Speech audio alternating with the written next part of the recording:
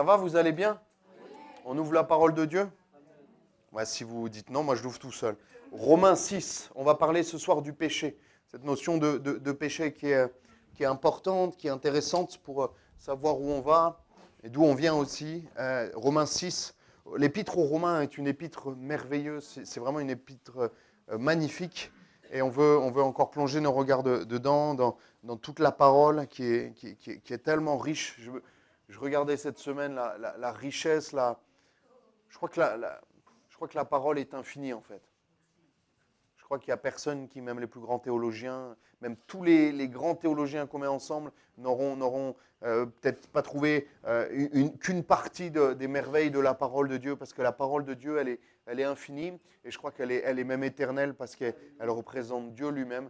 Et on peut toujours trouver des pépites. Moi, c'est ma prière, et aidez-moi à prier dans ce sens-là, pour que le Seigneur nous révèle, mais aussi à moi, pour que je puisse vous les redistribuer après des pépites de la parole. Qu'on puisse être vraiment comment ils s'appellent, des mineurs là, des mineurs. Moi, je suis supporter de Saint-Étienne. Il y a plein de mineurs de charbon. Bon, le charbon, c'est pas le top à trouver, mais nous, on veut être des mineurs d'or et de diamants dans la parole. On veut aller creuser et lire la parole pour trouver des pépites. Des fois, je lis un verset et je dis, Seigneur, mais j'ai jamais vu ça, mais c'est tellement merveilleux, ça nous renvoie. On a vu mardi avec le petit groupe d'études, là on était 15-16 le mardi, on regardait toutes les prophéties de l'Ancien Testament qui annonçaient Jésus sur le fait qu'il devait être à Bethléem, d'une vierge, de la lignée de David, tout ça des milliers d'années avant, et c'est merveilleux. Amen. C'est pas du tout mon sujet ce soir, donc on va se recentrer. Commencez pas à m'amener à droite à gauche là, parce que sinon ça va être long. Romains 6, verset 1. Qu'est-ce que nous dit là la parole? On s'est fait du bien avec Loulou, mercredi. C'était bon, hein? Il était en forme. Hein? Il était en forme, mais pas trop en forme. C'est là où il est le meilleur. C'est quand il est en forme, mais pas trop en forme. Parce qu'après, sinon, moi, je tremble. Mais là, il était juste à point, vous savez. Hein? C'est merveilleux. Non, on est content de l'avoir. Romains 6, 1. Que dirons-nous donc? Demeurions-nous dans le péché afin que la grâce abonde? C'est une question. Loin de là. Nous qui sommes morts au péché, comment vivrions-nous encore dans le péché? Ignorez-vous que nous tous qui avons été baptisés en Jésus-Christ, c'est en sa mort que nous avons été baptisés.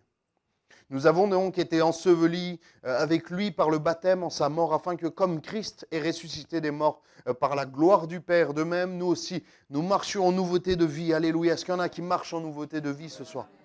Verset 5, en effet, si nous sommes devenus une même plante avec lui par la conformité à sa mort, nous le serons aussi par la conformité à sa résurrection, sachant que notre vieil homme a été crucifié avec lui, le vieux Samuel, là, celui qui n'était pas beau à voir là, crucifié avec lui, afin que le corps du péché fût détruit, pour que nous ne soyons plus esclaves du péché, car celui qui est mort est libre du péché. Alléluia.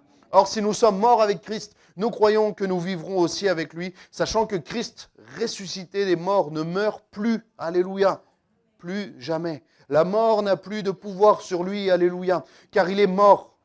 Bon, je dis, à chaque virgule, je dis Alléluia. Ce n'est pas dans le texte, c'est moi qui le rajoute, mais c'est tellement beau. Car il est mort et c'est pour le péché qu'il est mort. Une fois pour toutes. Il est revenu à la vie et c'est pour Dieu qu'il vit. Ainsi, vous-même, regardez-vous comme mort au péché et comme vivant pour Dieu en Jésus-Christ. Amen. Le péché est Christ. Et tu ne peux pas rester et te dire chrétien. Tu ne peux pas te dire enfant de Dieu. Tu ne peux pas te dire marcher avec Jésus-Christ si tu restes dans le péché. C'est complètement contraire. La Bible nous le dit. C'est Paul qui le dit dans ce chapitre au verset 1. Que dirions-nous donc? Est-ce qu'on peut demeurer dans le péché afin que la grâce abonde? C'est ça sa question. Et là, il dit pas du tout. Loin de là. Nous qui sommes morts au péché, ça veut dire nous qui sommes chrétiens, nés de nouveau. Comment vivrions-nous? Comment peut-on vivre encore dans le péché? Ce n'est pas possible.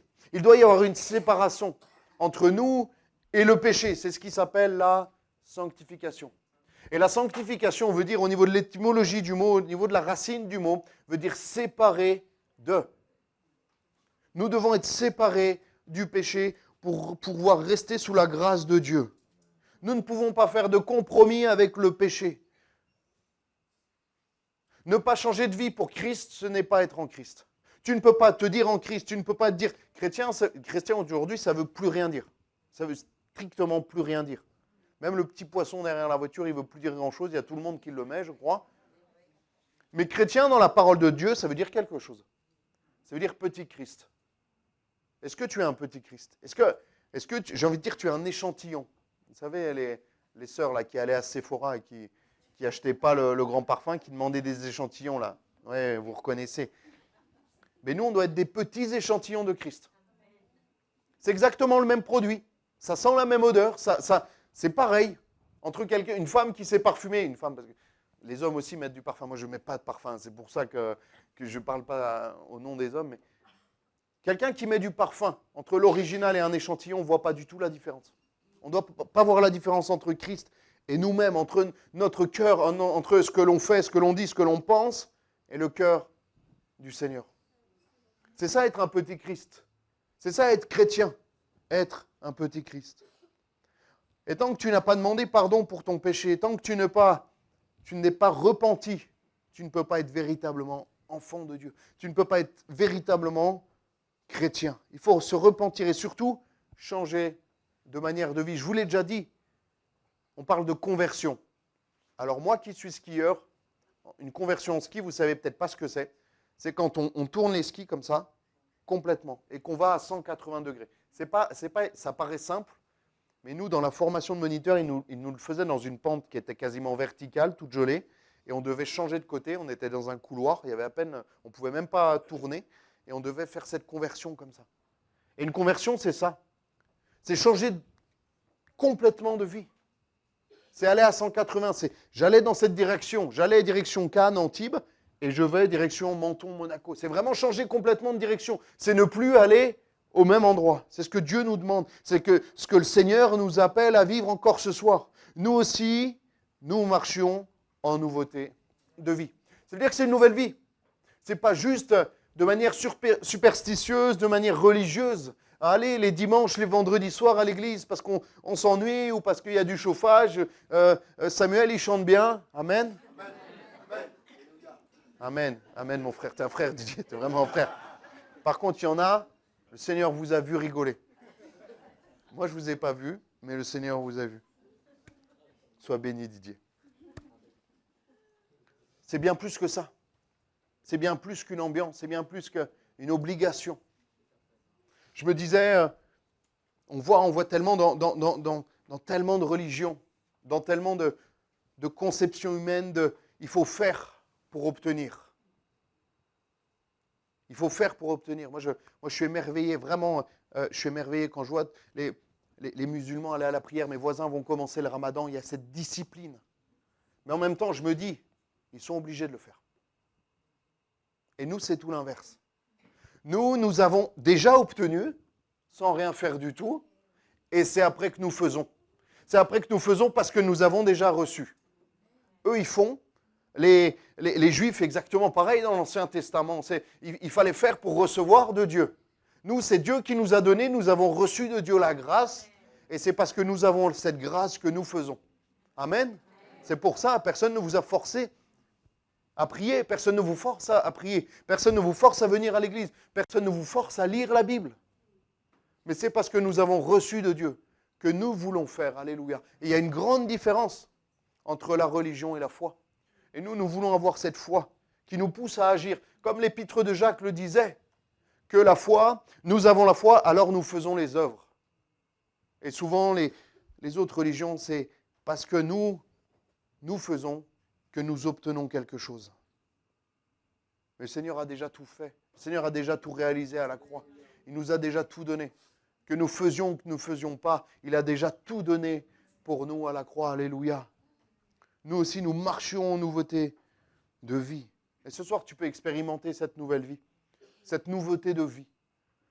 J'ai envie de dire, moi je repoussais, et à chaque fois mon téléphone, je repousse les mises à jour. Parce qu'après, ça prend plus de place et il rame de plus en plus. Est-ce qu'il y en a qui font comme moi la technique? Ok, il y a 2-3 trappeurs là. Et là, l'autre fois, ils m'ont forcé la main. Et il n'y avait pas de croix, je ne pourrais pas. Il n'y avait que le bouton mettre à jour. Et je ne pouvais pas, j'ai essayé tout et je n'avais pas le choix en fait. Et tout a changé, l'interface a changé. C'est le même téléphone, mais l'intérieur n'est plus le même. Et c'est exactement ça quand on vit en nouveauté de vie avec le Seigneur. Toujours Samuel, la même tête, la même coiffure, mais à l'intérieur, il y a quelque chose qui a changé. Il y a vraiment quelque chose qui a changé. Et là, il n'y en a pas qui m'ont connu quand j'avais 15-16 ans, quand j'étais détestable, quand j'étais pas du tout aimable, quand j'étais juste mal intérieurement et que je pouvais être très méchant, je pouvais même être violent parfois. C'était le même Samuel, mais l'intérieur, il a complètement changé. C'est comme si Jésus avait ouvert, comme on ouvre un iPhone, et il a tout changé à l'intérieur. Il n'y a plus une seule pièce d'origine, parce qu'il a tout changé, il a mis ses pièces qui viennent du ciel, alléluia, il a changé mon cœur. Et maintenant, je vis, alléluia. Pourquoi? Parce que la Bible nous dit que sachant que notre vieil homme a été crucifié avec lui, alléluia. C'est-à-dire qu'il est mort à la croix comme Jésus est mort. Nous, mon ancien Samuel, il est mort, il n'existe plus. Il nous parle de l'ensevelissement. C'est-à-dire que quand Christ est mort, nous devons avoir ce symbole du baptême aussi. Nous sommes morts avec Christ et nous vivons de nouveau avec Christ. C'est comme si nous devions mourir, parce que tout le monde doit mourir, mais nous, c'est déjà fait. Celui qui est en Christ ne meurt pas, ne meurt jamais, la Bible nous dit. Nous, c'est déjà fait. Nous, en tant qu'enfants de Dieu, c'est quand tu étais baptisé, quand tu es né de nouveau, tu es déjà mort. Là, tu vis en nouveauté de vie, et cette vie, elle va durer jusque dans la vie éternelle. Ça va être une transition. Moi, je réalise qu'en fait, je ne vais pas mourir. Je vais fermer les yeux et je vais les ouvrir dans ma nouvelle vie. Le vieil homme, alléluia, a été crucifié. Nous sommes devenus une même plante avec lui. Ça veut dire qu'on a été greffé. On a été greffé à l'olivier, on a été greffé même au cep, bibliquement, au cep. Et nous sommes les sarments et nous devons porter du fruit. Je me souviens, dans le verger de mon grand-père, il y avait un monsieur, et je regardais à chaque fois, émerveillé, qui venait. Mon grand-père, il avait un verger, 5-6 pommiers, mais ils étaient fatigués, vraiment vieux, vraiment fatigués. Et il appelait un monsieur qui venait greffer des branches à chaque fois. J'étais émerveillé de cette façon de faire. Et on voyait après deux types de pommes, les vieilles pommes et les nouvelles pommes qui étaient bien meilleures, qui n'étaient pas acides. Et nous devons porter un fruit différent. Depuis que nous sommes en Christ, nos attitudes doivent avoir changé, les amis, les frères et sœurs. Nos attitudes doivent avoir changé parce que Jésus nous change. Il nous change de l'intérieur. Et si ce soir, tu n'as pas cette paix, tu n'as pas ces nouveaux fruits, tu peux les avoir. Parce que c'est accessible, c'est disponible pour toi encore ce soir. Alléluia. Car il est mort et c'est pour le péché qu'il est mort une fois pour toutes. Alléluia. Il est mort une fois pour toutes. Il est mort à notre place une fois pour toutes. Amen. Deuxièmement, ce que je voulais voir avec vous ce soir, c'est ne pas être dirigé par le péché. Verset 12 du texte de Romains 6 qu'on a commencé. Que le péché ne règne donc point, alléluia, dans votre corps mortel. Et n'obéissez pas à ses convoitises.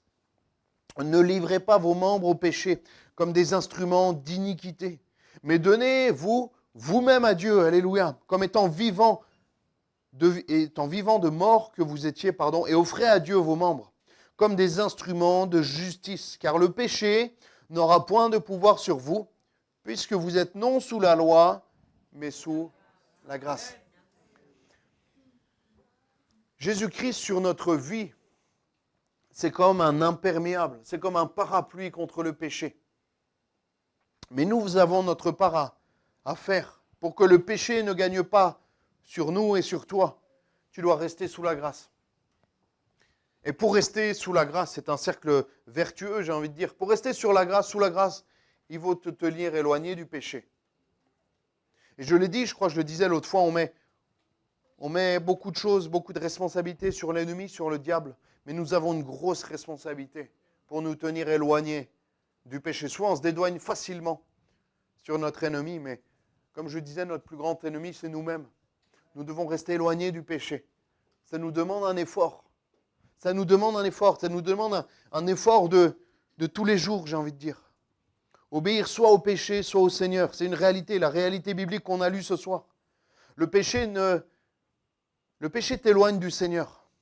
Et si le péché t'éloigne du Seigneur, tu ne peux pas t'attendre à bénéficier des promesses de Dieu pour ta vie.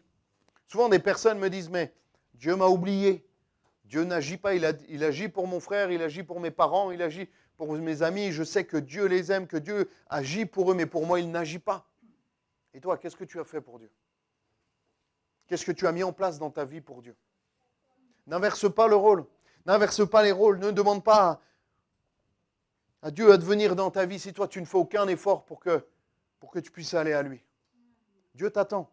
Et souvent, on dit, mais Dieu fait ci, fait ça, et après, je viendrai à toi. Oh les amis, s'il s'appelle Dieu, c'est qu'il y a une hiérarchie à respecter. C'est à nous de nous mettre et de nous soumettre à Dieu pour qu'il puisse agir dans nos vies. Je vois des personnes qui attendent que ça tombe du ciel comme on attendrait la neige, une action de Dieu. Mais toi, mets des choses en place. Recherche le Seigneur de tout son cœur et tu verras, il va te répondre. Tu verras, il agira dans ta vie. Mais toi, mets des choses en place. N'attends pas que ça te tombe dessus comme ça. Recherche la présence de Dieu. Recherche l'action de Dieu dans ta vie et tu verras, il agira. Alléluia. Mais mets des choses en place. Commence à te séparer du péché. Commence à avoir une séparation entre le monde et entre Dieu. Mets-toi du côté de Dieu pour qu'il puisse agir. Si je reste à l'intérieur, je ne peux pas m'étonner de ne pas être mouillé à cause de la pluie.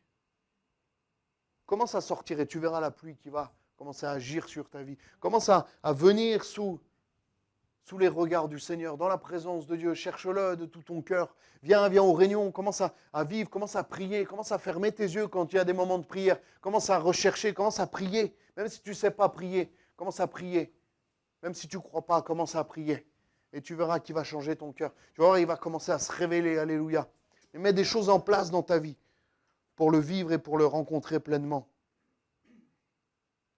Avant de demander au Seigneur de changer ta vie, avant de lui demander ce que tu voudrais pour ta vie, toi, demande-lui ce qu'il attend de toi.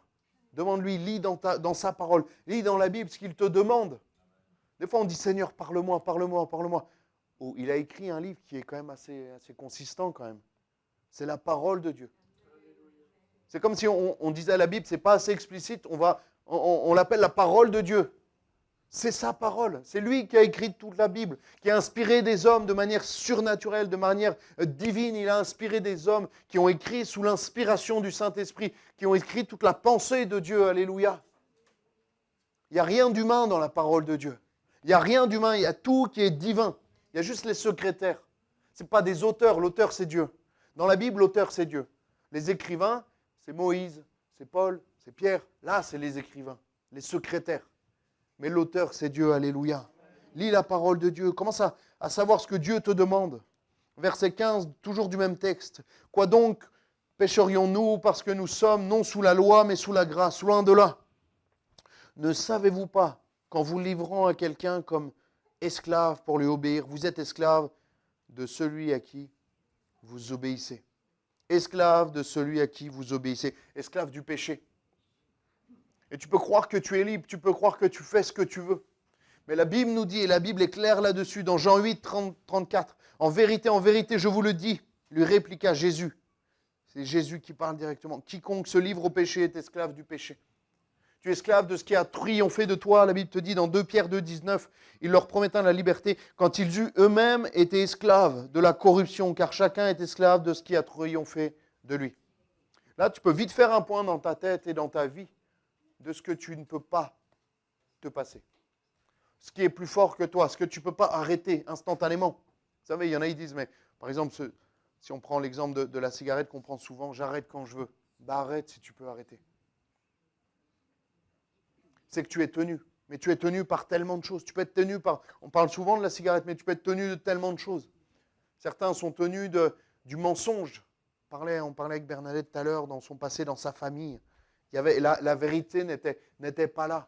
Il y en a, ils sont tenus par le mensonge. C'est plus fort qu'eux. Il y en a, ils sont tenus par le vol. Il y en a, ils sont tenus par tellement de choses.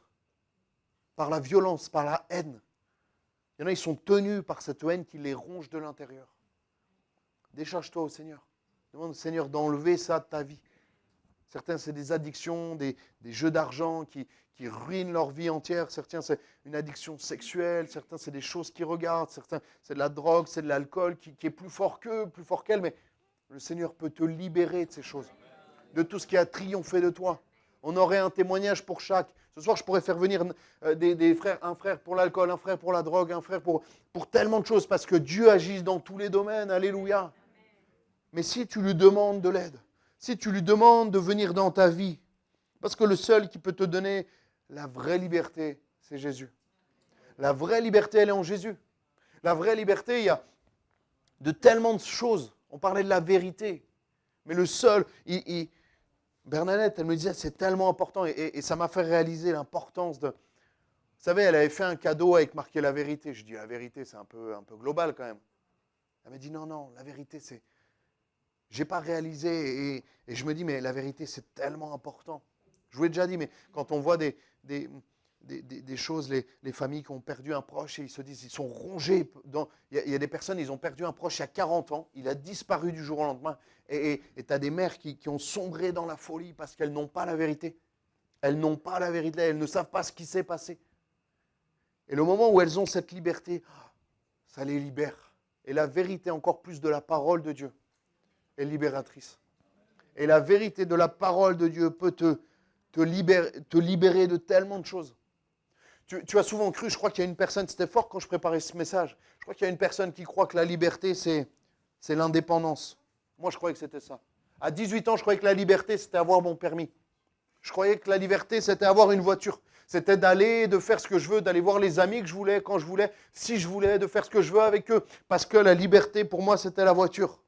Certains, ça pourrait être un appartement, une maison, de se marier, de tellement de choses. Mais la vraie liberté, il y a des gens, ils ont tout ça, tout ce que je viens de citer, et bien plus encore. De l'argent, ça pourrait être tellement de choses. Ils ont toutes ces choses, mais ils sont pas libres à l'intérieur. Ils ne sont pas libres à l'intérieur.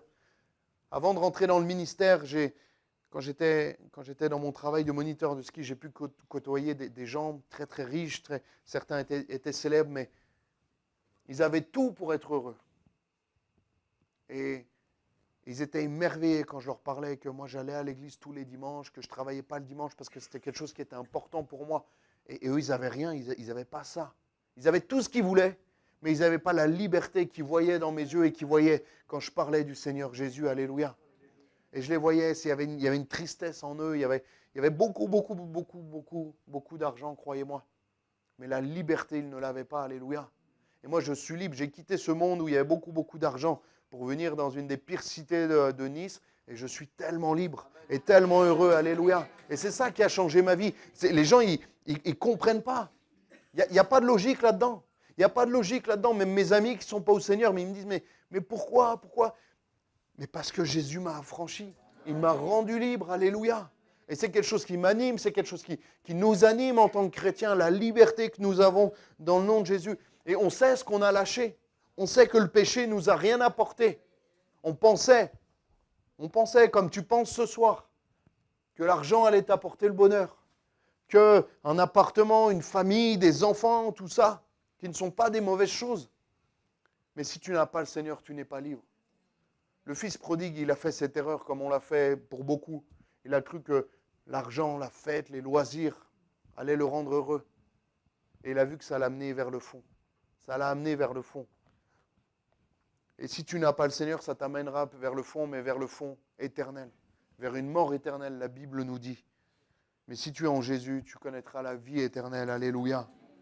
Et enfin, la dernière partie que je voulais voir avec vous avant de prendre un temps pour prier. La Bible nous rappelle que le salaire du péché, c'est la mort. Si on voudrait mettre et simplifier, on marquerait péché égale mort.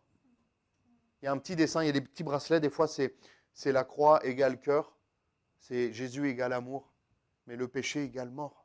Ça c'est mathématique, c'est binaire. Et la Bible nous dit qu'il n'y a pas de juste, pas même un seul, dans Romains 3,10.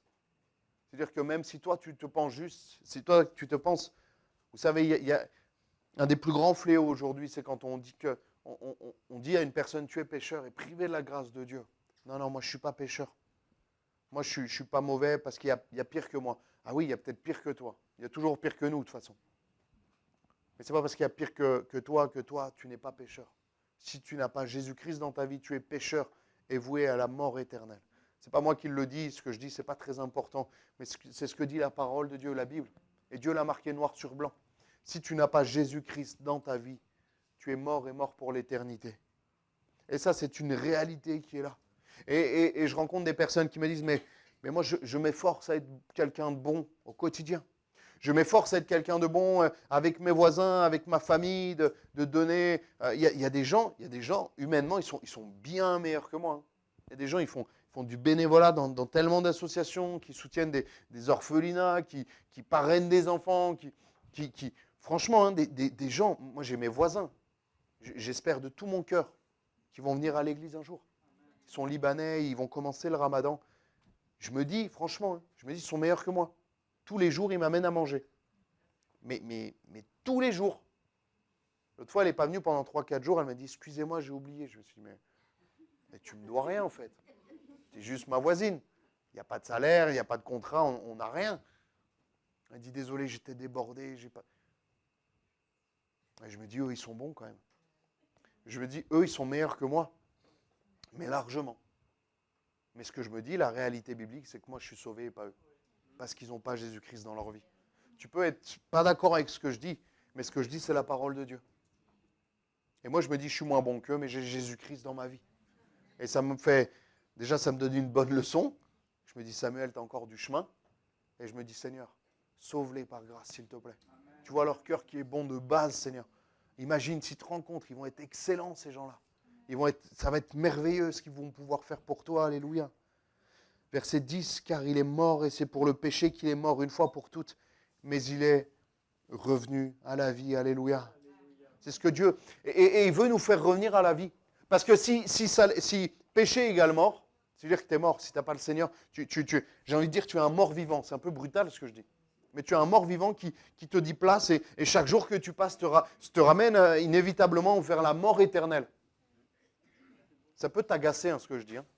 Mais si tu n'as pas Jésus-Christ dans ta vie, tu es un mort vivant qui marche tout droit en enfer.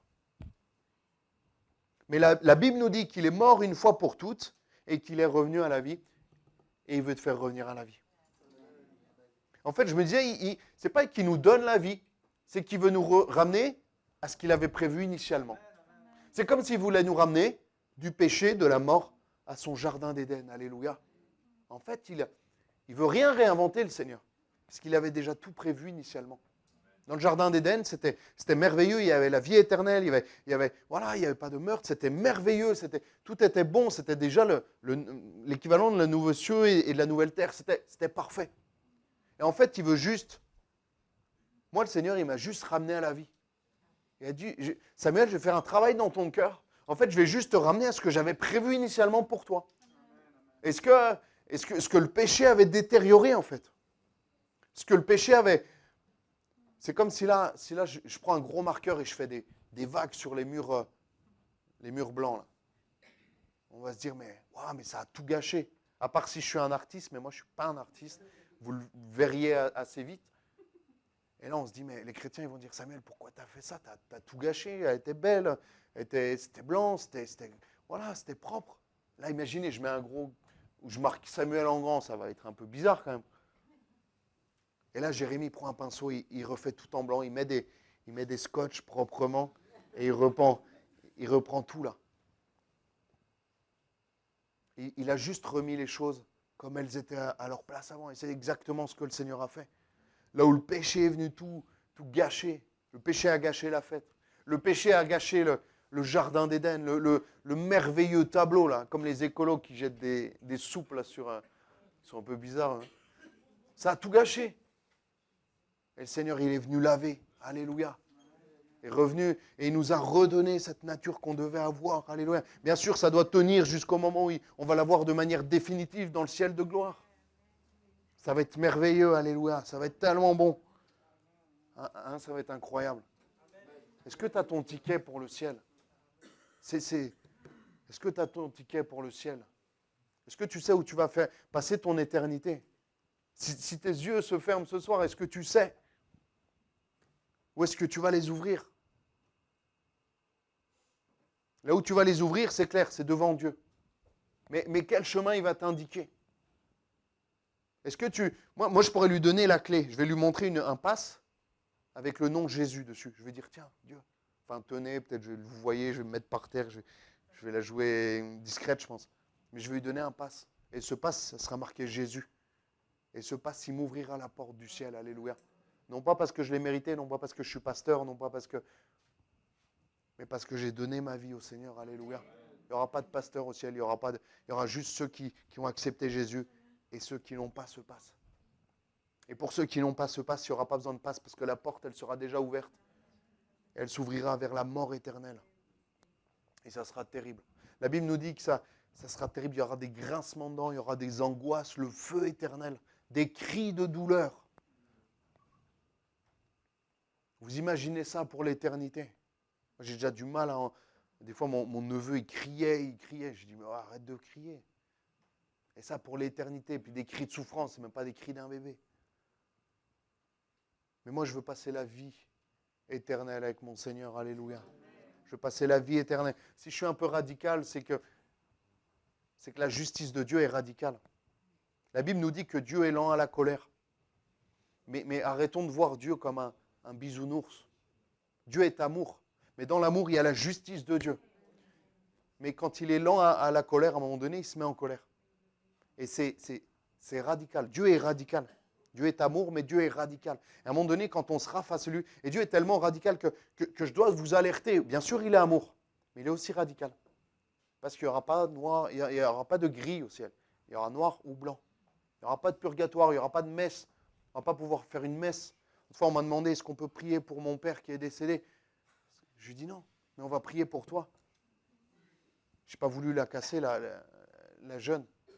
J'ai envie de dire, pour ton père, c'est trop tard. Peut-être qu'il a fait le bon choix, je le souhaite. Mais c'est trop tard, il est devant Dieu, c'est le tribunal, c'est pas après, une fois que c'est pas que le juge a tapé avec son marteau, qu'après, il faut plaider, il faut demander à l'avocat. Non, c'est avant. Parce que quand le marteau est tombé, c'est trop tard. La peine, là, quand on n'a plus de recours, on n'a plus de recours. Et c'est exactement pareil avec le Seigneur. Et je lui ai dit, mais pour toi, on va prier. Pour toi, on va prier parce que toi, c'est pas trop tard. Et c'est maintenant qu'il faut... Il n'y a pas de purgatoire, il n'y a pas de messe pour les morts. Ça, c'est du business, ça. Ça, c'est du business. Et le Seigneur veut faire une œuvre puissante dans ta vie ce soir. Il t'aime tellement qu'il a donné sa vie, il a envoyé son Fils Jésus pour mourir à la croix pour toi. Pour pouvoir te donner ce passe, alléluia, pour la vie éternelle. On va fermer nos yeux et on va prier. Alléluia.